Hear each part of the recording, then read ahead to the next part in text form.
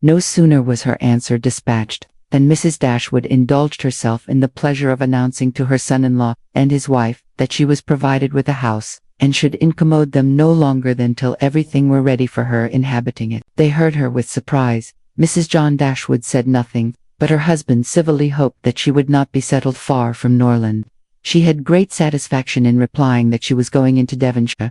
Edward turned hastily towards her on hearing this, and, in a voice of surprise and concern, which required no explanation to her, repeated Devonshire. "Are you, indeed, going there? So far from hence, and to what part of it?" She explained the situation. It was within 4 miles northward of Exeter. "It is but a cottage," she continued, "but I hope to see many of my friends in it. A room or two can easily be added, and if my friends find no difficulty in traveling so far to see me, I am sure I will find none in accommodating them." She concluded with a very kind invitation to Mr. and Mrs. John Dashwood to visit her at Barton, and to Edward she gave one with still greater affection. Though her late conversation with her daughter-in-law had made her resolve on remaining at Norland no longer than was unavoidable, it had not produced the smallest effect on her, in that point to which it principally tended. To separate Edward and Eleanor was as far from being her object as ever, and she wished to show Mrs. John Dashwood by this pointed invitation to her brother how totally she disregarded her disapprobation of the match. But Mr. John Dashwood told his mother again and again how exceedingly sorry he was that she had taken a house at such a distance from Norland as to prevent his being of any service to her in removing her furniture. He really felt conscientiously vexed on the occasion, for the very exertion to which he had limited the performance of his promise to his father was by this arrangement rendered impracticable. The furniture was all sent around by water. It chiefly consisted of household linen, plate, china, and books. With a handsome pianoforte of Marianne's, Mrs. John Dashwood saw the packages depart with a sigh. She could not help feeling it hard that, as Mrs. Dashwood's income would be so trifling in comparison with their own, she should have any handsome article of furniture. Mrs. Dashwood took the house for it was ready furnished, and she might have immediate possession. No difficulty arose on either side in the agreement, and she waited only for the disposal of her effects at Norland, and to determine her future household, before she set off for the West, and this, as she was exceedingly rapid in the performance of everything that interested her, was soon done. The horses which were left her by her husband had been sold soon after his death, and an opportunity now offering of disposing of her carriage, she agreed to sell that likewise at the earnest advice of her eldest daughter. For the comfort of her children, had she consulted only her own wishes, she would have kept it. But the discretion of Eleanor prevailed.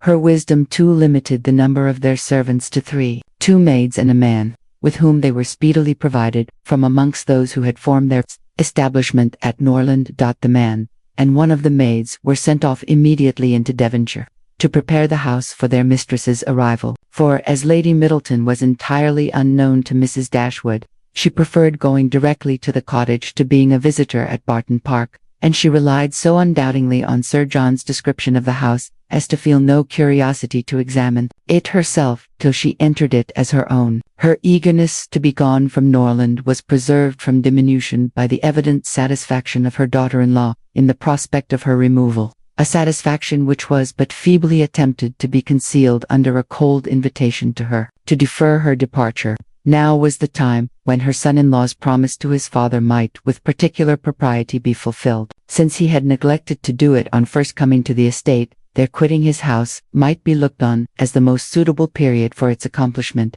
But Mrs. Dashwood began shortly to give over every hope of the kind, and to be convinced, from the general drift of his discourse, that his assistance extended no farther than their maintenance for 6 months at Norland. He so frequently talked of the increasing expenses of housekeeping, and of the perpetual demands upon his purse which a man of any consequence in the world was beyond calculation exposed to, that he seemed rather to stand in need of more money himself than to have any design of giving money away in a very few weeks from the day which brought Sir John Middleton's first letter to Norland.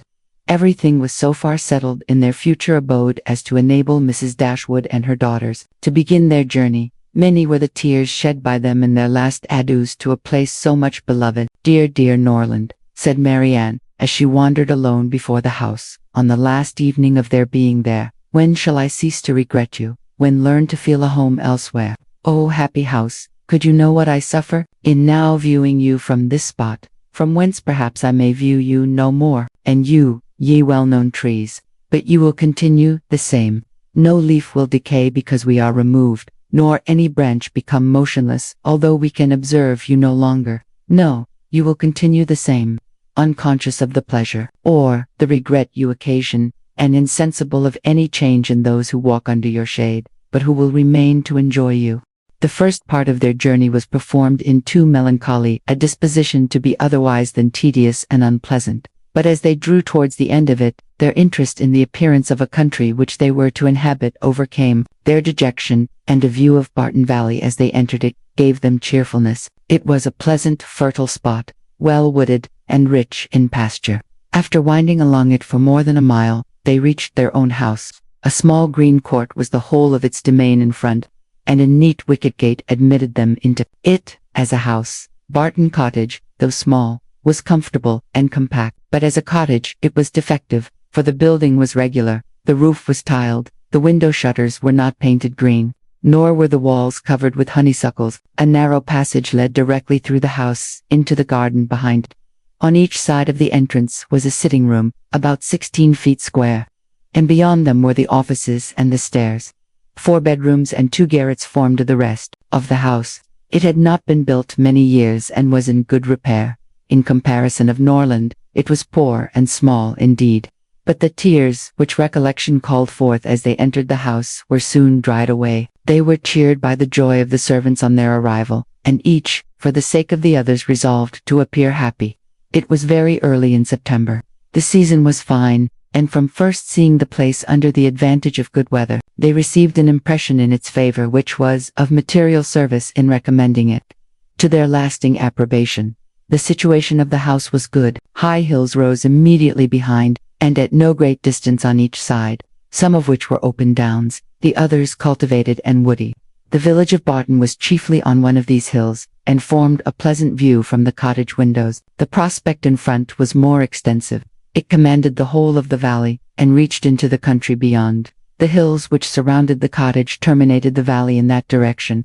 Under another name, and in another course, it branched out again between 2 of the steepest of them. With the size and furniture of the house, Mrs. Dashwood was upon the whole well satisfied, for though her former style of life rendered many additions to the latter indispensable, yet to add and improve was a delight to her, and she had at this time ready money enough to supply all that was wanted of greater elegance to the apartments. As for the house itself, to be sure, said she, it is too small for our family, but we will make ourselves tolerably comfortable for the present, as it is too late in the year for improvements. Perhaps in the spring, if I have plenty of money, as I dare say I shall, we may think about building. These parlors are both too small for such parties of our friends as I hope to see often collected here, and I have some thoughts of throwing the passage into one of them with perhaps a part of the other, and so leave the remainder of that other for an entrance. This, with a new drawing room which may be easily added, and a bedchamber and garret above, will make it a very snug little cottage. I could wish the stairs were handsome, but one must not expect everything, though I suppose it would be no difficult matter to widen them. I shall see how much I am beforehand with the world in the spring, and we will plan our improvements accordingly. In the meantime, till all these alterations could be made from the savings of an income of 500 a year by a woman who never saved in her life, they were wise enough to be contented with the house as it was, and each of them was busy in arranging their particular concerns, and endeavoring, by placing around them their books and other possessions, to form themselves a home. Marianne's pianoforte was unpacked and properly disposed of, and Ellen's drawings were affixed to the walls of their sitting room. In such employments as these they were interrupted soon after breakfast the next day by the entrance of their landlord, who called to welcome them to Barton, and to offer them every accommodation from his own house and garden in which theirs might at present be deficient. Sir John Middleton was a good-looking man, about 40. He had formerly visited at Stanhill, but it was too long for his young cousins to remember him. His countenance was thoroughly good-humoured, and his manners were as friendly as the style of his letter. Their arrival seemed to afford him real satisfaction, and their comfort to be an object of real solicitude to him. He said much of his earnest desire of their living in the most sociable terms with his family, and pressed them so cordially to dine at Barton Park every day till they were better settled at home, that, though his entreaties were carried to a point of perseverance beyond civility, they could not give offence. His kindness was not confined to words, for within an hour after he left them, a large basket full of garden stuff and fruit arrived from the park, which was followed before the end of the day by a present of game. He insisted moreover on conveying all their letters to and from the post for them, and would not be denied the satisfaction of sending them his newspaper every day.